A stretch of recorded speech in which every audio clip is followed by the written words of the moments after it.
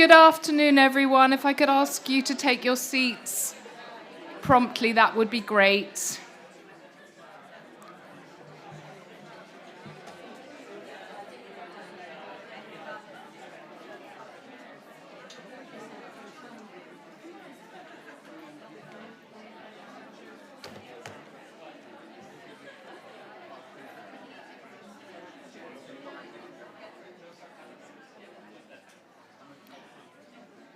Okay, thank you. Having asked you to take your seats, and because we haven't been in a room like this for quite a long time, I just wanted to let you in on some of the kind of public health etiquette of being in this kind of space, which is if you feel the need to stand up, that's absolutely fine, and make your way to be against a wall. Please do that. No one will think you're strange. It's it's a perfectly reasonable thing to do. I've already done it myself this morning. Okay. So it's my absolute pleasure to introduce my colleague and friend, GJ Melendez-Torres, who is going to talk to us with lots of colleagues about public involvement and engagement in the School for Public Health Research. GJ, over to you.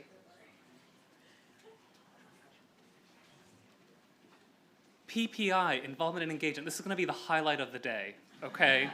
You will not forget this session.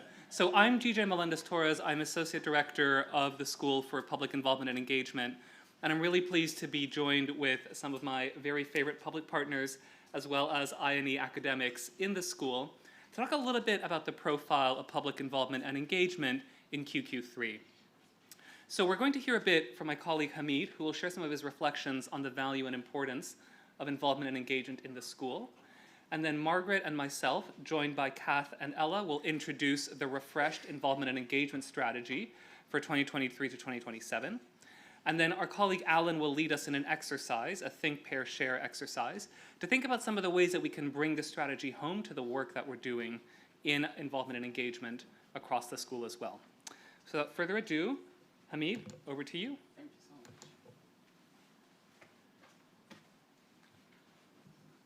Hello, hi. First of all, I'd like to say that it's great that we're starting on a positive note, that we've got diversity in the room, because I think I have been in spaces where I'm the only probably Asian person at times, or I'm the only LGBT person at times, or I'm the only person who's had mental health issues, or I'm the only carer.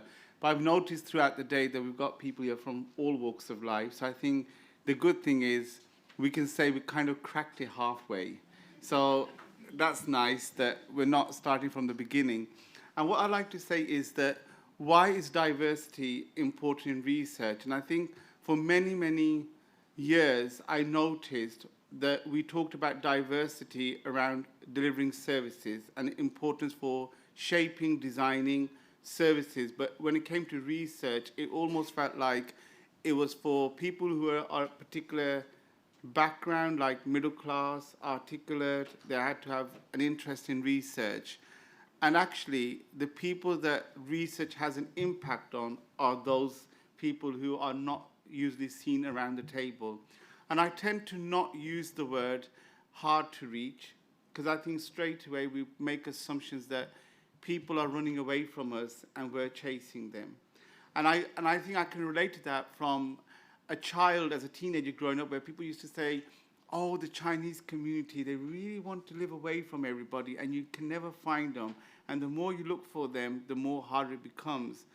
And actually, that wasn't the case. The case was that they were running Chinese takeaways in our local community. So how could it be that they were not able to be reached?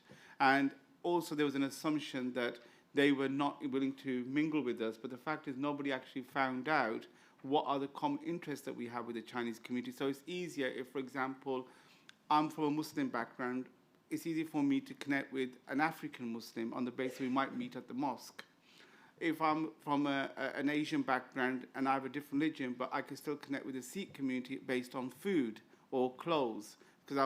So with the Chinese community, I think there was just not this kind of effort to kind of think, what can we connect on? Because we didn't share foods or lifestyle. But as I got older, I realized, and I applied that into the research world and thought, that's what's happening in research, that we make assumptions that certain communities are not reachable, and then we just kind of think, what can we do they just don't want to engage with us.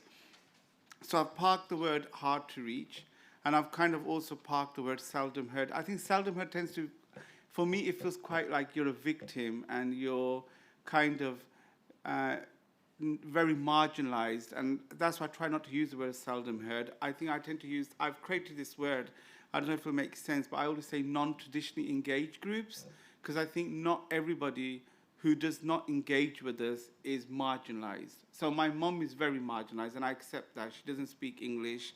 She has multiple health conditions. She has mental health issues. She's an elderly person. So I understand she's not digital. But my brother and sisters, they're not marginalized.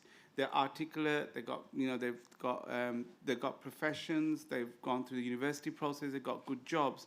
But yet they're not engaging when it comes to research.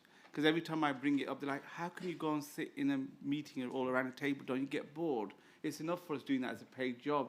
And we wouldn't want to do anything like that extra.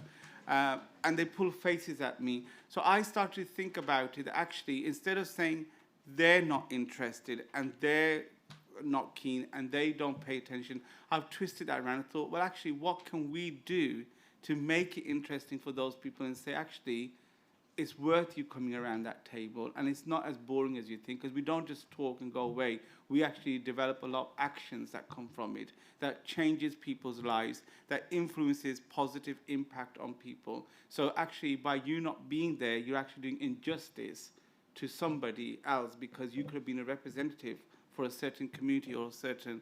So, like, for example, my sister, it took her 8 years to get pregnant. She's gone through IVF. Now, if there was a project around IVF, or maternity or parenthood, she would be perfect, because she could really kind of share some of the challenges that she's faced. And if services get better for people who access IVF through NHS, she can see that because of her input, there's been a positive change. So I'm trying to change their thinking by saying, actually, think about the wider picture. By you saying, I don't want to get involved, you're actually saying, I can't be bothered to see future changes for others.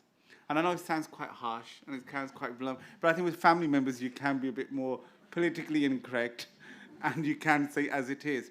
So what I would like to say, going back to diversity, is that this is my humble request to everybody in this room, that please don't be afraid of political correctness. And wherever I go now, I make very clear and I say, look, I'm going to take part, but I can't be pussyfooting around everybody because I'm too afraid of political correctness. I said, I'm not going to let that creativity die in me. I'm not going to let that innovative thinking die in me, because I'm thinking if I say it this way, then that person's going to, or if I say it that way. What I do emphasize very strongly is be very mindful that you're not politically being offensive. And I think there's a big difference between political correctness and political offensiveness. Now, I like it when I make mistakes, because that's how I became who I became today, and I'm more open to diversity, I'm more welcoming to everyone, I'm more inclusive, because I've said the wrong things, I've been challenged, and then I've been able to see from a different perspective. But now we're too afraid to say something, so if we're not being challenged and we hold certain views, no one's there to shift our view. So I think that don't be afraid, say what you're feeling, but just be mindful that you're not doing in a way deliberately to be derogative or patronizing in that context. So as a gay man, I think probably not as an Asian person or a Muslim person, but particularly as a gay person from different communities, not just my own community or from a Western community, I tend to find that I get caught very much in people who go right into political offensiveness. And I would have been happy if they were more into the political correctness and asked me directly than to offend me, you know. So someone says to me things like, but how can you be gay and be Muslim? You know, are you the top or bottom? I'm like, you don't have to be both of them to be gay. Gay means I'm attracted to men. It doesn't, I don't fancy women. How do you know that you don't fancy me if you haven't tried it? I say, well, did you try with the same sex before you knew you were heterosexual? Oh, no, but that's... So I think that even though they think they're doing... But sometimes it can be quite painful and hurtful, because you're thinking, you know... And also another thing is that this is where I want to go with this political offensiveness, is that if, for example, somebody was opening up about themselves to me, I will still respect the boundaries of who they are. What I find is that sometimes people cross the boundaries with me and ask me, so what do you do in bed? And I'm like, I never sit at home and think when I speak to a straight person, I wonder what they did with their partner yesterday. I wonder how they do with their partner. It doesn't concern me. But why is it when I say about my sexuality, suddenly it's just about sex and not me as a whole person? And that's because people go straight into political offensiveness. Rather than saying to me, look, you're the first person I met who's Muslim, who's gay, who's Pakistani. Can you tell me a bit about yourself? Or can you just, I have a few questions, and is it okay? I'll be happy with that, but you could tell they do it on a purpose to really kind of offend you. Particularly this one is the one that really hurts me the most when they say, well, you can't be Muslim if you're gay, and that kind of hurts me. So I went off the topic just for a reason for that, is just to kind of emphasize that when you work with people, you're going to get people from all walks of life, and sometimes it's very easy to not realize what's being said. I remember I went to one project, and it was a meeting in Oxford. And when the meeting finished, I had food left, and it was Ramadan. So I thought, well, I'll take some and have it on the way because I'm going to be opening fast. And there was another person who was a PPI member. Thank goodness it wasn't a professional. I'm not saying it was still correct what they did, but at least it gave me a bit of comfort. It doesn't matter. They're probably on a learning journey. He was a lot older man, maybe in his 60s.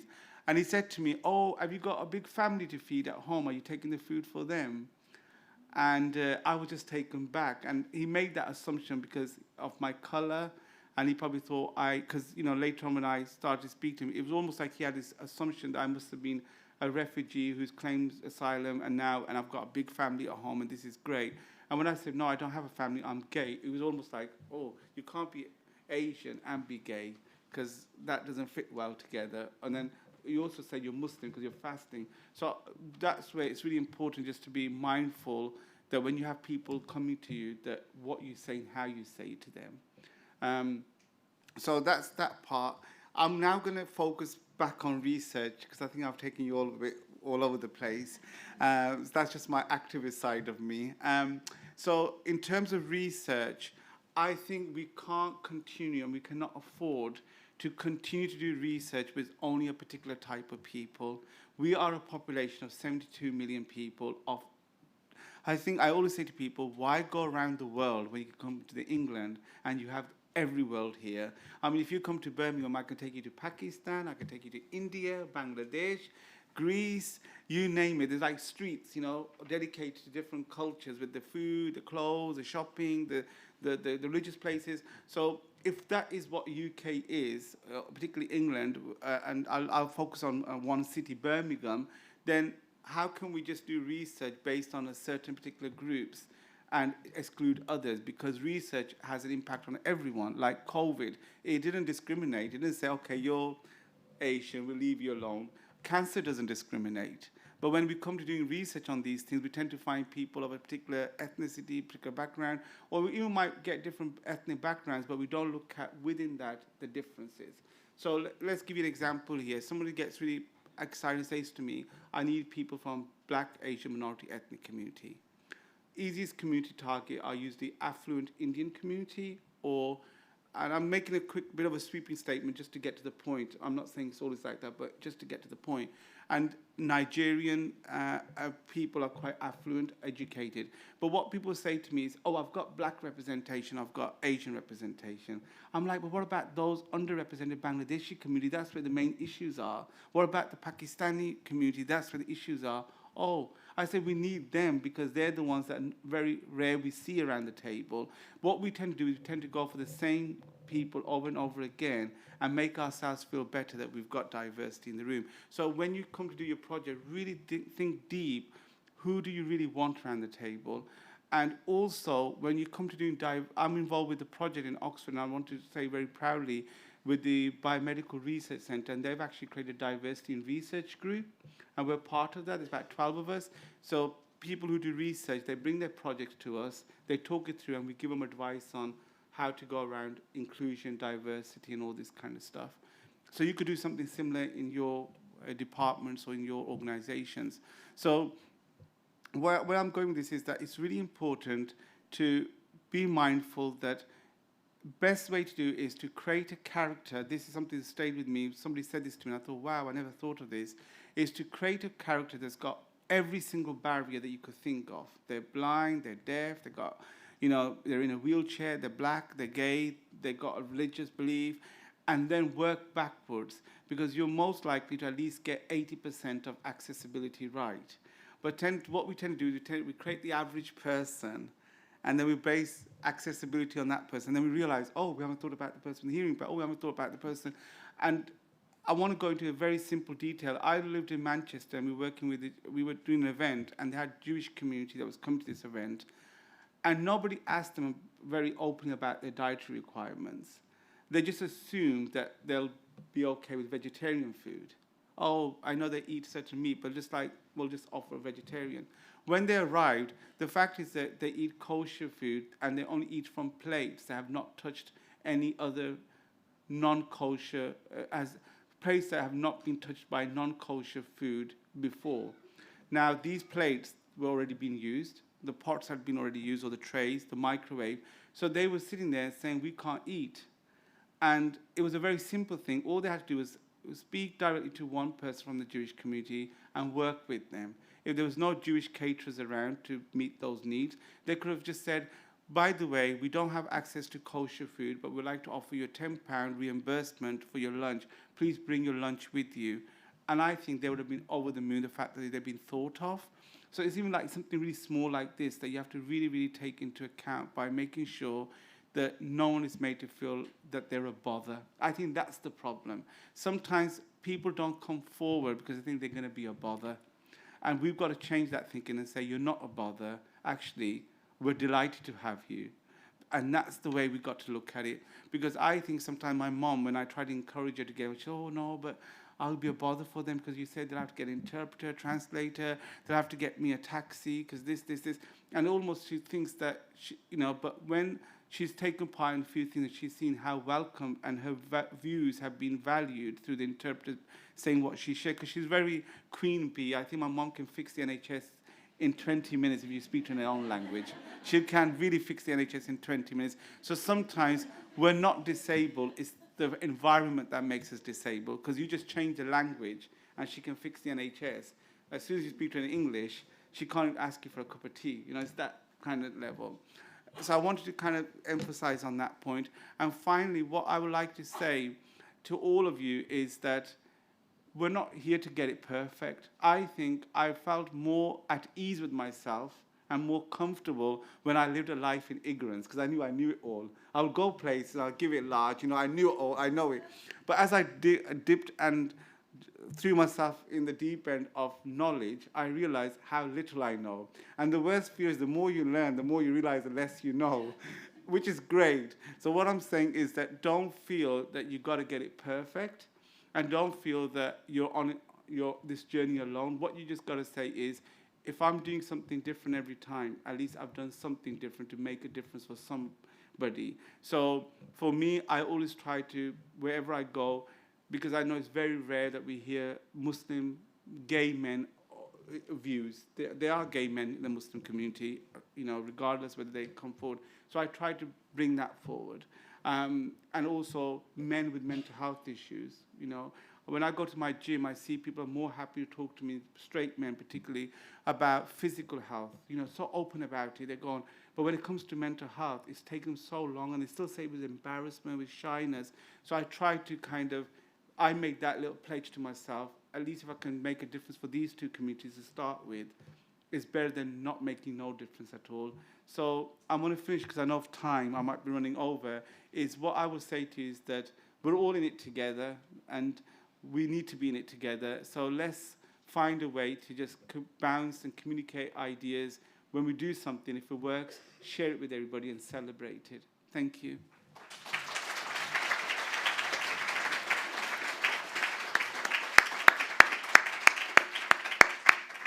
So thank you, Hamid, for that really just important reflection on the role of diversity in the involvement engagement work that we do in the school. We're now going to talk a little bit about the refresh strategy for 2023-2027. And one of the things that we're really proud of about that strategy was the degree of co-production that we undertook in order to make sure that we had a strategy that reflected the range of perspectives both across the school but also across our substantial and really diverse network of public partners. So because we want to start from the very beginning, I'm now going to invite my colleague Margaret to just speak a little bit about the co-production aspects that really went into the strategy before we introduce the pillars of the strategy itself. So, Margaret?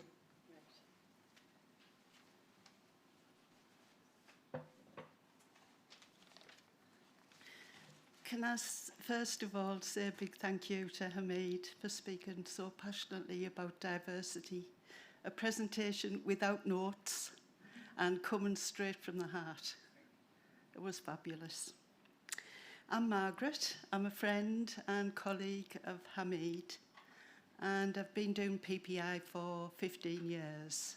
I started off in the health networks, mainly cancer and dementia, and then I got into public health, and my first work was with Matt Egan, who I've just seen earlier today, and we've had a good catch-up. I then went into social care, so I now do the whole ball game. So, yeah, co-production, there are plenty of definitions out there, and I Googled some, but I just decided they were all too theoretical to bring today. I suppose for me, co-production means that sharing and developing and producing outputs from research. And a good example would be as a co-applicant. I've had that role many times. It was hard to get in the first instance, but I got it in a project called Champ One with York, and I've never looked back since. So a co-applicant on a research team who's involved right from the very outset in the research. And tasks may be helping to write the plain English summary, and in some cases, pulling together a PPI package and reviewing a full application. And I always find that pre-submission stage very interesting. It never becomes quite as intense as that, I think, because you're just aware that you might not get funding. And it can involve IT, and anybody who's been on the new Realms system on the CCF will know the challenges for PPI members on that, because we asked to write a biog and to list our publications and to list our grants. Now, at first, that wasn't a problem because I didn't have any. But as time's gone on, of course, I've got a big list of both, and I often need help doing that IT. So there's then the wider PPI group, and they are what I call the layers of PPI. Quite often, the co-applicancy role, the PPI group, like a wider PPI group, and also a community of interest. That seems to be the three layers. That model is quite often used. And the wider group, they might be involved with looking at sheets, participant-facing sheets, ensuring any papers are written in understandable English and produced in appropriate formats. Where co-production really gets interesting for me is when I'm asked to do some of the more intense tasks. More exciting, more dynamic.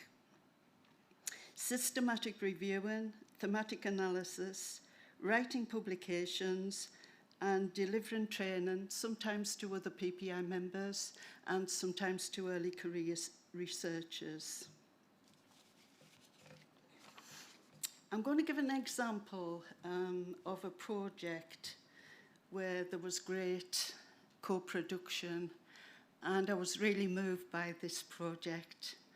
I wanted to touch on diversity, but not from the aspects that Hamid's come from. I wanted to talk about the homelessness. I am a volunteer with the homeless, so I've got a big interest there. So this project was one of Newcastle University projects, and the topic is trauma amongst homeless people. The researcher has a real commitment and motivation to co-production. I was pleasantly surprised when I first met her and she suggested some training on systematic reviewing. She did this in small groups using the Rayon platform, and we learned how to include and exclude abstracts.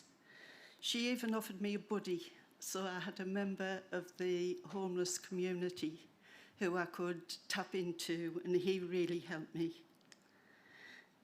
So she did the training in small groups, and she had one-to-one meetings in order to reach consensus. Later we received the full papers, followed again by one-to-one meetings to reach consensus.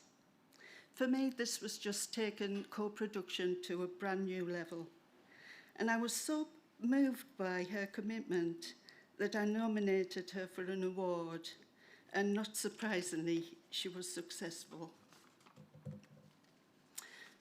Regarding the strategy, I was involved quite early on, and that was with Lancaster University. And I remembered speaking to Jenny and a lady called Michelle Collins about branding. This was where I felt the school had a weakness. And at times, I really didn't know who I was working for. Was it Newcastle? Was it Fuse? Was it Lancaster? Was it Exeter?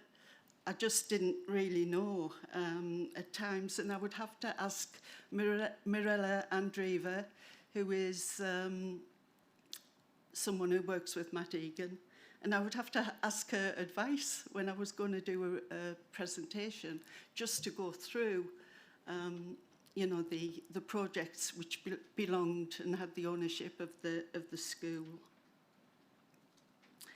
And I was keen for a full PPI evaluation, and I mentioned this to both Jenny and Michelle. I wasn't really hopeful that they'd take me up on that, because it never usually happens when I say it. But by that time, I'd done PPI evaluation 4 times, and I'd found it a really fulfilling experience.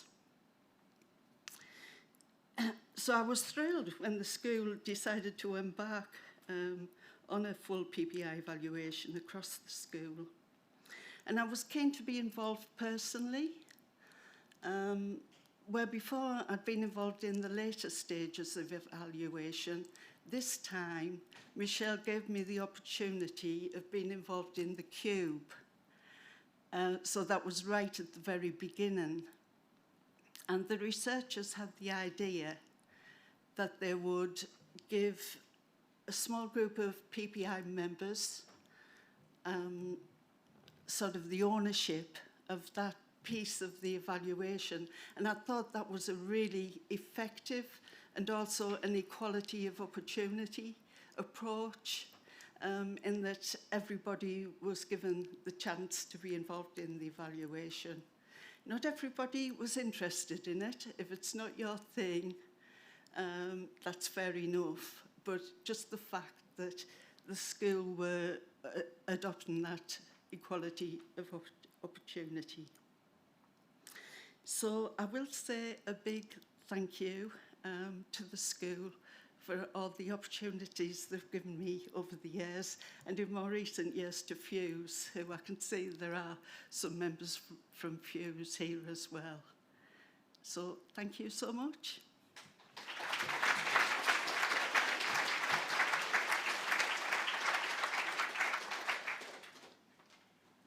Thanks, Margaret. So as Margaret said, one of the most important things that we had coming into QQ3 was the evaluation of involvement and engagement that was led by Michelle Collins and Jenny. Jenny, you're here, right? Hi, Jenny. Yeah, by Michelle and Jenny, and that was pretty foundational in terms of informing our thinking about where we're going to take the strategy next. Using that as a starting point, we then undertook a process of co-production with public partners, including Margaret, in order to develop and iterate the next part of the strategy for I&E in the school. We communicate this in a range of ways, including You Said We Did, and I think we're really proud of the outcome of that strategy, which we organized as being around 4 pillars. Those 4 pillars briefly, and Kath and Ella will speak about this shortly, are involving everyone, involving everywhere, impacting evidence, and evidencing impact. Involving everyone really represents our core commitment to equity and diversity across a breadth of engagement, including drawing on many of the learnings, such as the ones that Hamid shared earlier today.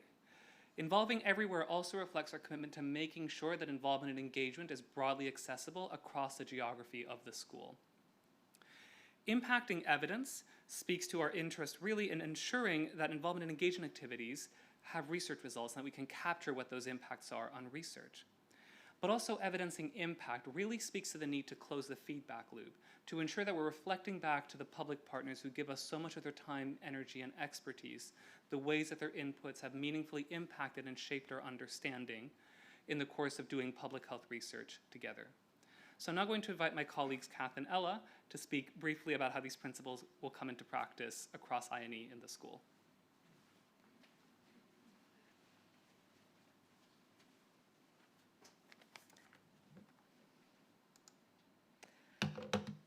Hi everyone, thank you very much for having me today, and thank you as well to Margaret and Hamid for speaking before. It's great to see so many people here today. My name is Ella Anderson and I'm the Public Involvement Engagement Manager with FUSE. FUSE is the Centre for Translational Research in Public Health and is a founding member of the School for Public Health Research. So I'm here today to say a few words about the new strategy that GJ's just introduced.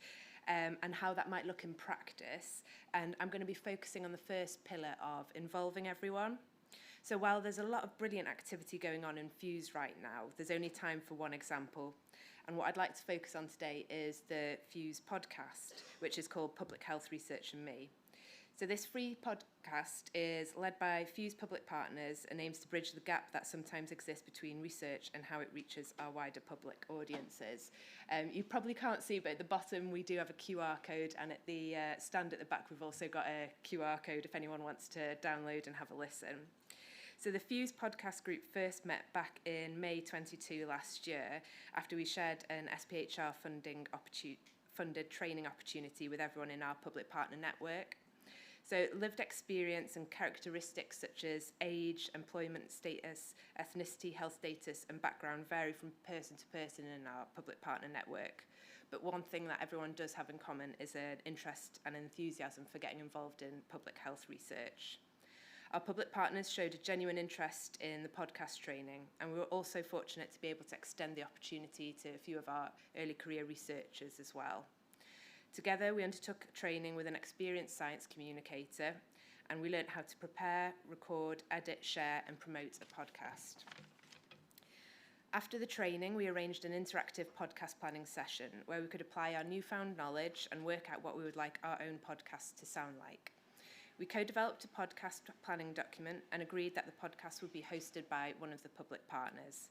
The idea was that the host would be able to ask the guests, who are typically FUSE researchers, the questions that people really did want to ask them about their work. The public partner host has a really important role. They'll typically read around the subject area, they'll develop questions, they'll run these past our podcast group, tweak accordingly, and then lead on the episode's overall direction.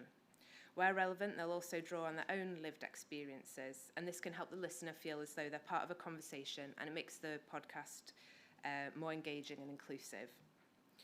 After completing the recording and sorting out the first major edits, a first version is shared with the public partner podcast group. And following the final edits, the episode will then be launched. And to make it easier to find and listen to, it's also available on all the major streaming platforms such as Spotify, Apple, Google, and Amazon, or whichever ones you like to use. The podcast group have been instrumental in the dissemination of the podcast through their own network, family, and friends, which has been a really important part of promoting it. As well as that involving everyone in the podcast group, we'd also like to think that the podcast involves the listeners. Our podcast delivers content that is relevant and relatable to a diverse audience, meaning that everyone is involved in the conversation. Public involvement engagement is a key focus of the podcast, and it creates opportunities for our guests to demonstrate how they've embedded lived experience in their research and helps to show everyone how this has helped to shape their work and their research. We hope that listeners see the Public Health Research and Me podcast as a convenient way to learn something new. As with any podcast, you can listen on the go or when commuting, exercising, or at home. This level of accessibility means that the podcast can reach people who might not have the time or ability to sit down and read an article or watch a video, although we do have a subtitled video of our first podcast episode, if anyone's interested. We've had many useful conversations with members of different communities about how to make the podcast even more accessible. And this has led us to generate transcripts for each episode, and this is something that we'll continue to do as we go on. We also encourage feedback and reviews from listeners after each episode, and this also helps us to learn and improve. We know the podcasts can involve everyone, but this needs us to work hard together to create inclusive content that is sensitive to diverse perspectives and experiences. Having a range of voices represented both by our guests and hosts is important, and we're also fortunate that public health research offers such a wide variety of interesting topics. Guests so far include Cassie Muir, speaking with public partner and host Victoria Bartle about the research on social and emotional resilience in children and young people affected by parental substance use. We also hosted an episode with former Director of Public Health, Professor Eugene Milne. And in our latest episode, out this week, Victoria talks with Joanne McGrath about women's experiences of homelessness and the impact that this has on their health. From my own perspective, the podcast has been an absolute joy to work on. It's still very early days and we're all learning as we go along, but we're doing this together. It's been a highly rewarding experience, and I'll hand over to Kath now. But if anyone has any questions about the podcast or how we've done that, then I'll be at the Fuse stand later on.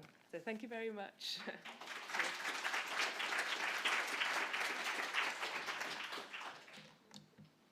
Hi, I'm Kath Maguire. I'm with Sphere in Exeter, but I'm based in Cornwall, so I've come diagonally as far as I could come to get here.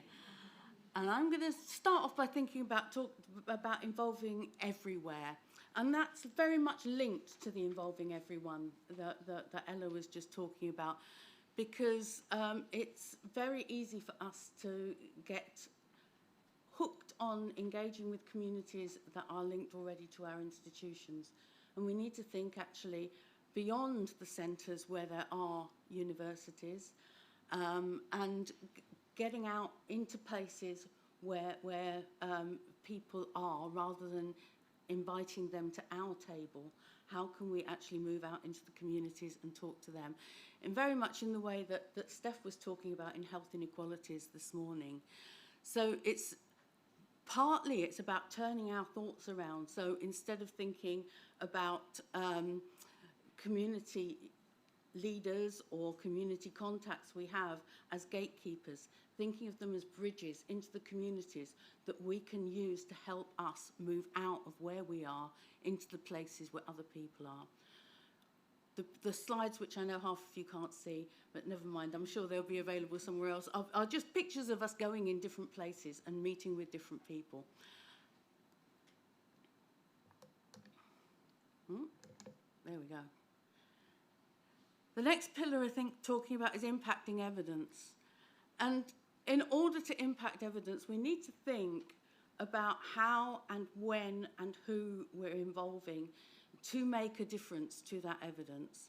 And I hesitate to disagree with Margaret on anything, because I know she has a great wealth of experience. But one of my big bugbears is this idea that you must always involve the public at the very beginning of the research. If the research is a circle, it doesn't have a beginning. You must involve people where you are, and where you're starting from is the point where you are at this moment, and thinking about how you do that, and how the way you are engaging with people is going to change your processes and what you're going to do and what evidence you're going to develop. That's a really important thing to be thinking about. And finally, thinking about evidencing impact. This is about ensuring that you do the process of understanding what people are saying to you, recording that, and thinking about what you're doing differently because of that engagement you've had with people.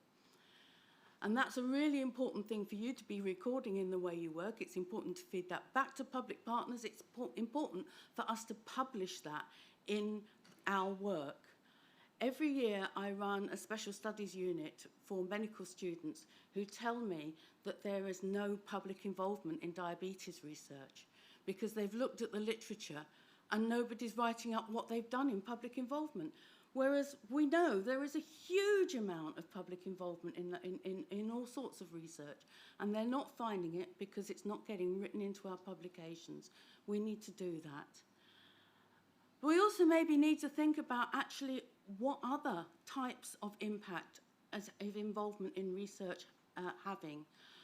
One of our public engagement network who was involved with Public Health England on a project looking at tick-borne diseases, then went on to teach how to protect nature volunteers from ticks in the community, because from that engagement with researchers, she learned how important it was and how simple things like wearing long trousers instead of shorts when you're going out into nature could make a difference.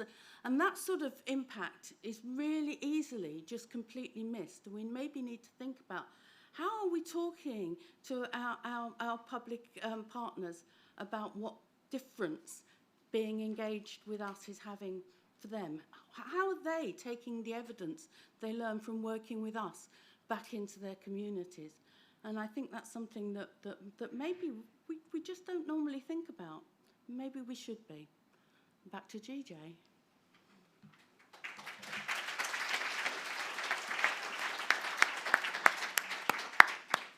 Thanks very much. So it's after lunch. Your blood sugar's probably doing some kind of crazy things right now. So to get us moving, to get us thinking, Alan's going to lead us in a think, pair, share activity to think through how some of these strategy pillars can be useful in your own involvement and engagement. So, Alan?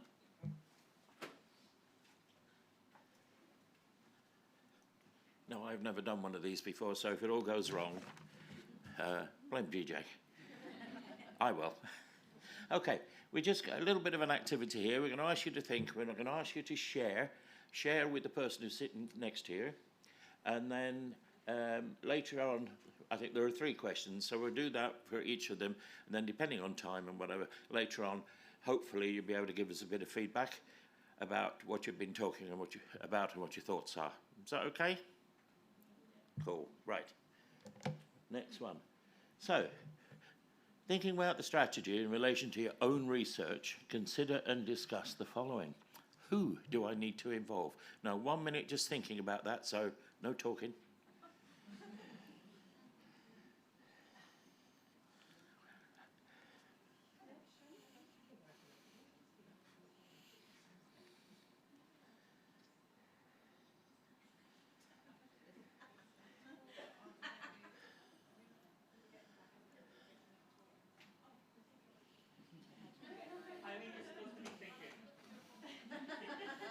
Come on. Shh.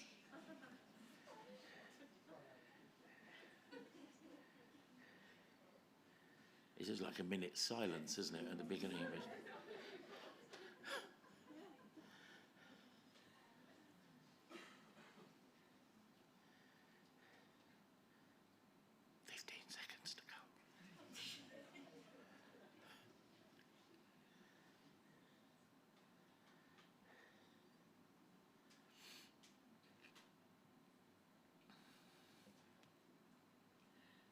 It's not worked. There it is.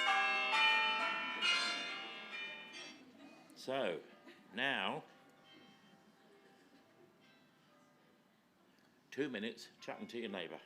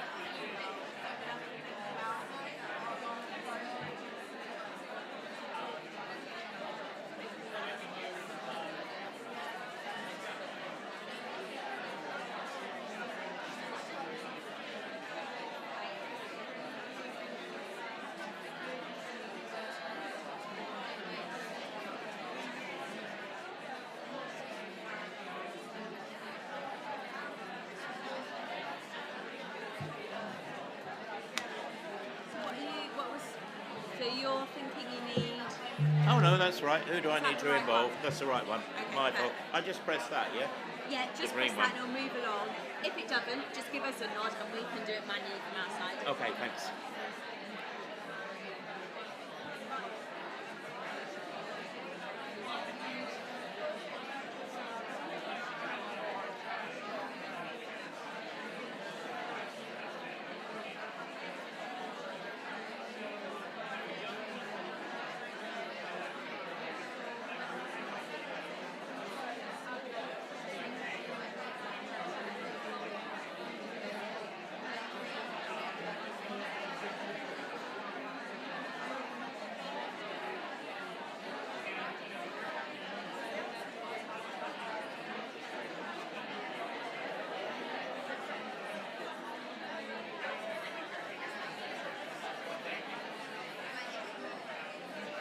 It's not running this time. Okay, okay, okay. Gosh, you're loud, you lot, when you get down to it. Can anybody whistle? You can. Hello? Hello, everybody. Thank you. Shush. 2 minutes are well and truly up. So, second question. How will I involve partners and when? I think we've already had that discussion, even if not a difference of opinion. But anyway, so another minute start. It's now, please.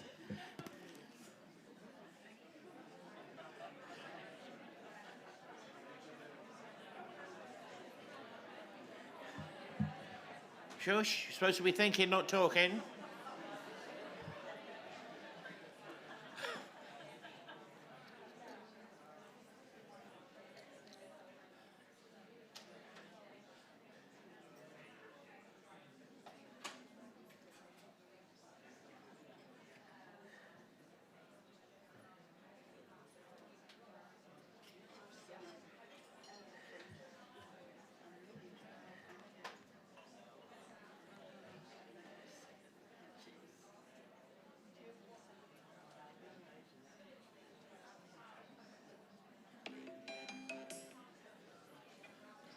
Different noise this time.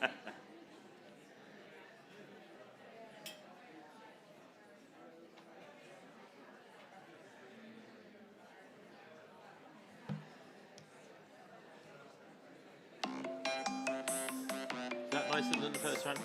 Okay, now 2 minutes to discuss with your neighbour what you've been thinking this last minute.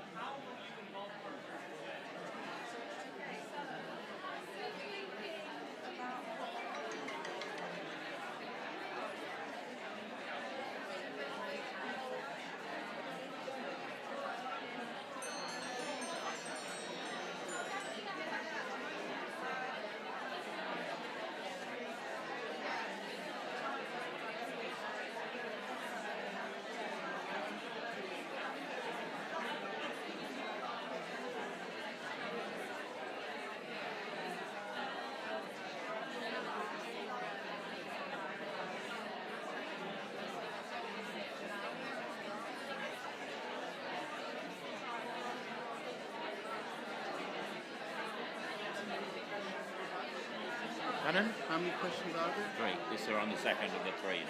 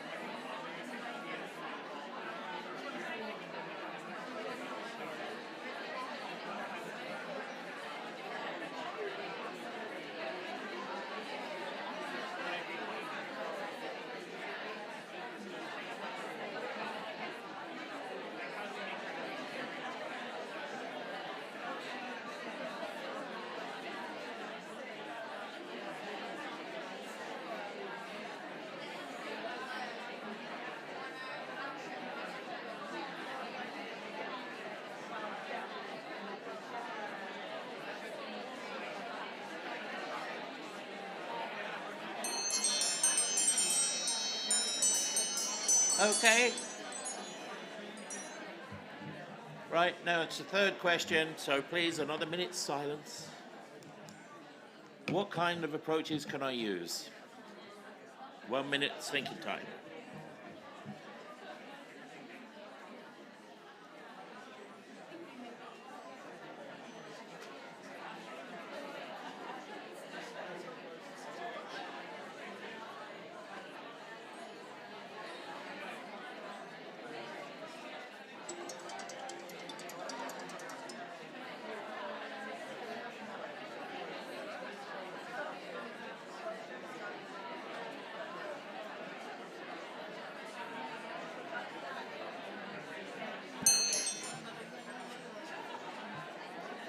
Okay, everybody, last 2 minutes. You should have been thinking during that one, but I don't think you were. So, another couple of minutes, just talking amongst yourselves. What kind of approaches can I use? And of course, there are many.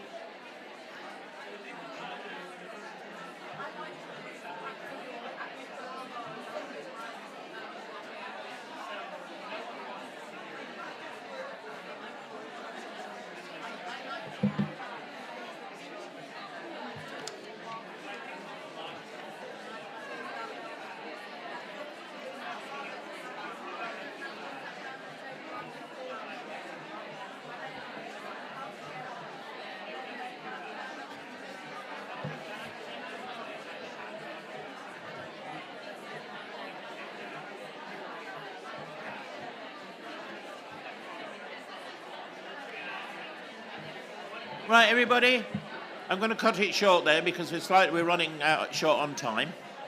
So if it's okay with you, do you want to come back up, GJ? There are some microphones, well, there were this morning, so hopefully there still are. Would anybody like to sort of feed back a little bit of some of their thoughts, some of the things they've been talking about on any of those three questions? I heard a yes, yes. Was that... oh, we have somebody. On? It's on. Excellent. Deepti and I actually work together on delivering a project that's co-produced, and we've just been thinking about how to increase ethnic diversity in our PPI group and in our sample as well. So we've just been strategizing around that, which has been interesting. And I've recently learned how to do coaching through a thing, so we've just been having a conversation like that to think about how we can, strategize based on the who, how, what. Yeah. So it's been really useful, thank you. Yeah. Do you want to say anything about that? Oh, no. No? I know EDI is coming up as a subject after the break, isn't it? Sadly, I won't be here. I've got to dash off. But I think, personally, I have a son with a learning disability and autism and other things. When you think about EDI, think about people like him as well. It's not just about race. It's not just about et cetera, et cetera, et cetera. It's about people with disabilities, people who can't, people who need to be cared for, and so on and so forth. Don't forget them, please. Pardon?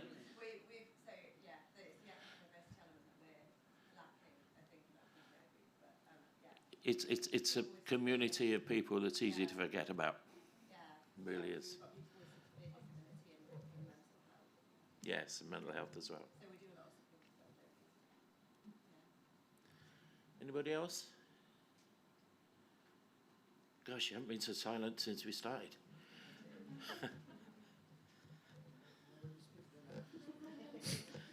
Okay, in terms of the how, I learned a long time ago about the participatory approach, doing a social mapping, operational mapping, going to the people, talking to the people, and asking people what the problem is, and generating the questions, the issues from the ground, and as per that, to develop the proposal, and again to share that proposal, the questions, with the community, with those people. So getting feedback back and forth, that's how we can work with the community people. A couple of things that I'm always thinking about is one of them in terms of co-production, treat everybody with equal respect. Listen to people, make them believe that they've been respected and properly, they are part equal parts partners. And what was the other one? Oh yeah, when. You're both right. Right at the beginning and right the way throughout as well. There is never a time to stop recruiting. That's my view anyway. I don't know what you go. What I didn't say was, even with early involvement, what happens to me is the application lands on me. Maybe it's on a Friday, and somebody wants it fast turnaround to get it through straight away. So that's my beef. PPI isn't straightforward, as we all know. And I will give you one tip today that I have noticed. I cannot help being critical even of this, and that is that quite often on a slide, I could have done with the PPI member's name there. And the same with the posters. I mean, you can't always do it, but there may be times when you can do it. Thanks. Yeah. GJ, do you want to? Yeah. I think we're ready to wrap up? Yeah. Oh, we're not quite. 3 minutes to go. 3 minutes to go, okay. Anybody else? Thanks. Yeah, just while we're on the when, I just wanted to add, we found it really encouraging, the comment that was made that obviously ideally from the beginning, but it's never too late. That was, because sometimes for whatever reason, because of timelines, because you don't have the budget, it is difficult at the beginning, but then don't kind of give up and think, oh, well, we've missed the opportunity. And I think the other observation is sometimes you can be super enthusiastic at the beginning and get all the involvement going, and then maybe it tails off a little bit when you start, panicking about deadlines. And so, yeah, just some really helpful comments there. Thank you. Yeah. Sometimes, to be perfectly honest, especially if we're involved right at the very, very beginning, doing the application and so on, what can happen then is the application can maybe can falter, can stall, can whatever, and then we're sitting there thinking, whatever happened to that? So, please give us a bit of feedback as well. So if it does fail, let us know. Maybe we can get heads together and think of another way of applying for funding. I've done that before, and I'm sure plenty of people here as well. Just because we're just members of the public doesn't mean we don't know a little bit about the way these things work. We're learning as we go on. Okay. Yeah. So I'd like to just take a moment to thank all of our public partners and our colleagues who shared today. Thank you all so much for your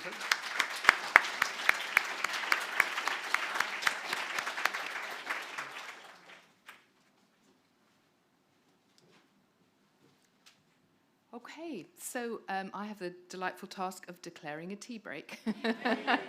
So guys, and it's also the last chance to view our wonderful posters. So if you haven't already done so, please go and view your posters. And can you be back in here promptly for 3:15? Great, thanks everyone.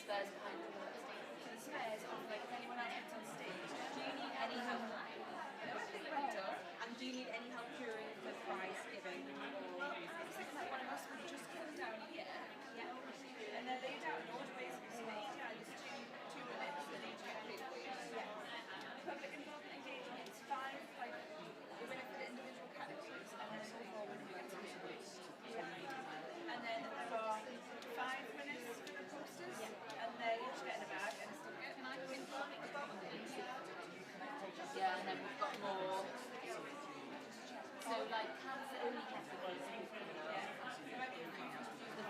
Like, that's what I'm thinking. So we've got more bags there. I'll do a few more.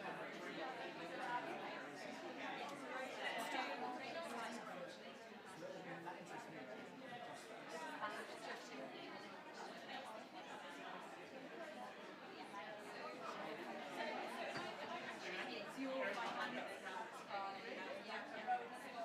Whereas got it already.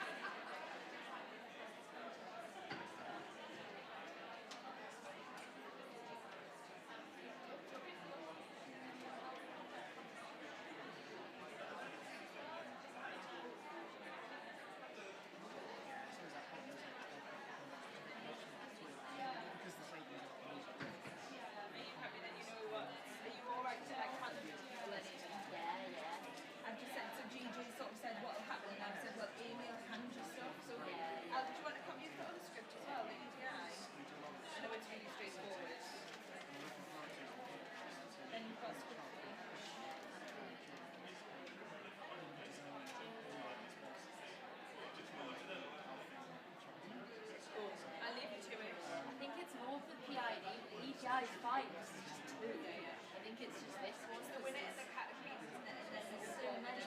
There's overall winner. Yeah, that's fine.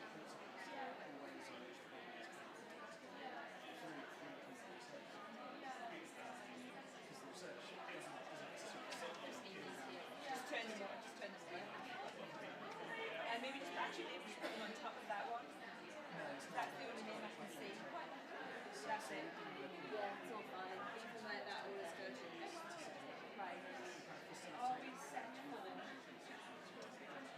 So I can just have the whole plan in my hand, give them the whole envelope, and then pass the certificate to him. Yeah. And then give I think you just literally need to just so Vietnamese, we've got the easy one first. So EDI first. Yeah. Opens the envelope, blah. Opens the envelope, blah. And then Judy's got the script. And I think it's just about having the envelope, the certificate. So the envelope and having the certificate in the bag handy. So when the weeks come up, like almost you can either hand them to DJ to give to the person, or you can give them. You might as well just give them to the person. Or I'm happy to do it if you want to, but No, you it's put alright. so much work in Yeah. it, I think you should do it. Do you know what I mean? Yeah, I'll be fine. Like you say, You it's the have end to of know the day, the so I work don't think inside. anyone's going to like it. Yeah, I think I'll have it all in my hand, I'll have a load of bags over my shoulder, yeah, and you're right, EDI's first. And I'll see if I can come and perch somewhere down So here. it's a bit silly that I'm getting so. Do you want an officer's moment? Right, what are you up to? What are we? Great. I think the video is going to be quite similar to that type of thing. This was quite challenging. Like some people would like it. It's like, at this point, I think people's energy levels are flagging. I think you're right, it's like much more just opening and talking to each other